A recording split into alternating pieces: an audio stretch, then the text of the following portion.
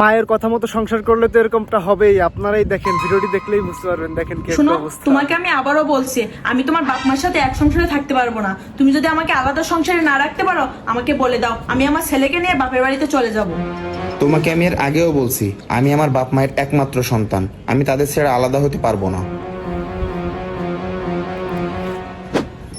বৌমা, আমাদের সাথে থাকতে তোমার কিসের এত অসুবিধা বলো তো? আমি তো অন্য শাশুড়িদের মতো না, তুমি ভুল করলে আমি কখনো তোমাকে একটা কথাও শোনাইনি। তাহলে আমাদের সাথে থাকতে তোমার এত অসুবিধা হচ্ছে কেন?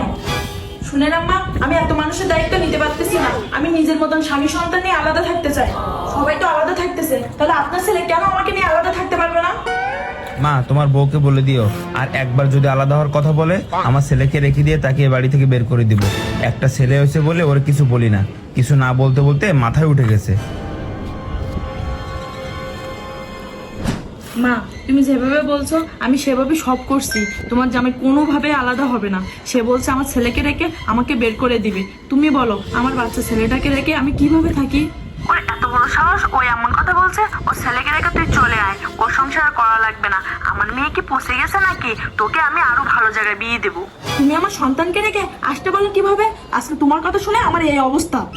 এখন সব দোষ আমার, তাই না? কিছু হতে পারে না। আমরা ফোন দিস কেন? আমার কাছে আর ফোন দিবে না, রাখ তুই। শুনো বৌমা, মার কথা মতন বুদ্ধি মতন সংসার করলে তুমি জীবনে কোথাও সংসার করতে পারবে না।